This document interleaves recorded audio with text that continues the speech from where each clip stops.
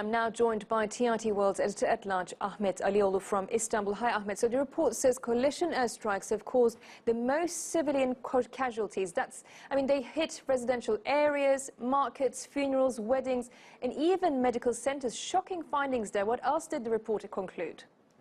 Well, Aisha, the outstanding statement was there is little evidence that by any parties to minimize the casualties among the civilians. There are no clean hands in this conflict. No one is guiltier than the other. The very outstanding statement as well is the ICC, where the committee cannot identify the accountability, how these people who committed crimes that mounted to war crimes can be held accountable to what they've done. Sexual abuses, the violence against the civilians, in addition to the recruitment of the youngsters, 11 years old soldiers, what they call as soldiers, were recruited by all parties, including the government, the Saudi-led coalition, and the Houthi rebel. So many things are in this report where the Saudis' first response was that they're starting to scrutinize the facts presented in this report, and the Houthi we didn't hear anything from so far.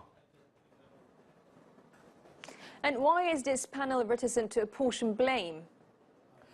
Well, it is very clear that the committee doesn't issue any binding decisions. What they're trying to say, they're trying to shed lights, as they were asked by the United Nations Humanitarian Council to investigate and scrutinize the violence that is going on in Yemen for the past few years. Now, so far, they have been able to visit a number of posts, to the Houthi post, as well as the government-led areas. And based on that, they've come out with this report claiming that everybody is guilty, and there is no way that this conflict can be ended unless the supporters of these main powers or main warring partner or parties find a solution to this, stop what they call the military support.